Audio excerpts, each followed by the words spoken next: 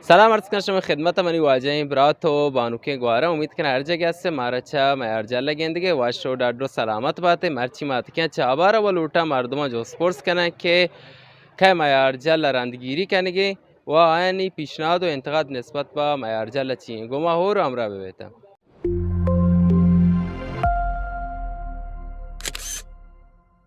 خوشحالم که میارجل تأسیس شد، چون که بیشتر دوستان بومی هستن و مطالبه گر هستن و پیگیر هستن.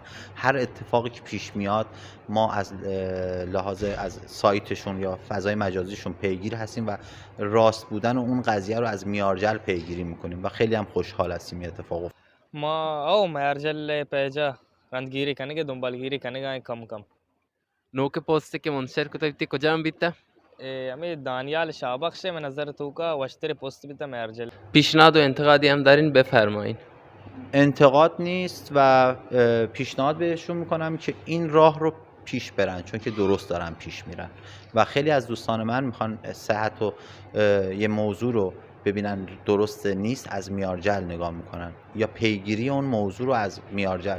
پیشنهاد میکنم همین راه رو برن و خسته نباشه به تمام دوستانشون. इससे कि फुटबॉली चीज़ फुटबॉली बरनामे हम उती ये बरनामे तो को एयर बेकने फुटबॉली चीज़ एयर बेकने के استعداد شرنی بی آیا چی کلیپ بگیره ایر بکن. به نظر من شما نمیتونین توی یک مصاحبه یا یک گزارش از دستاوردهای خودتون یا بچه هایی که توی این مجموعه دارن فعالیت میکنن بخواین نتیجه گیری بکنین.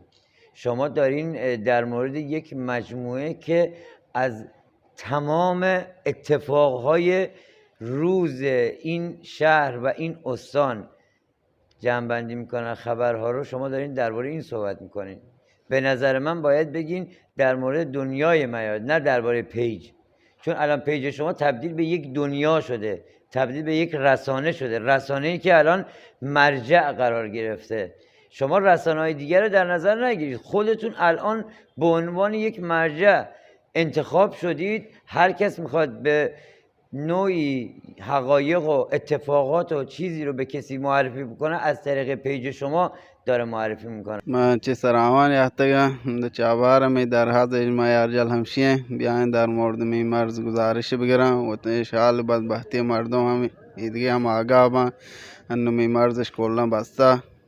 پاکستان و ایرانی حکومت هر دو مثل دست بیکی کرده می مرز بسته، مردم چر بزدگان دیگه کار شغل دیگه زندگی نه ما چیزی هر چیز زندگی در بیاریم. شما بهترین هستید، ولی جدا از تعریف، جدا از تمجید، شما خاصترین پیجی هستین که با زبان شیوای بلوچی دارید فرهنگ ناب بلوچی رو تبلیغ میکنید برای غیر بومی ها، طوری که الان من غیر بومی با افتخار پیگیر شما هستم. این یک دستاورد خیلی بزرگه.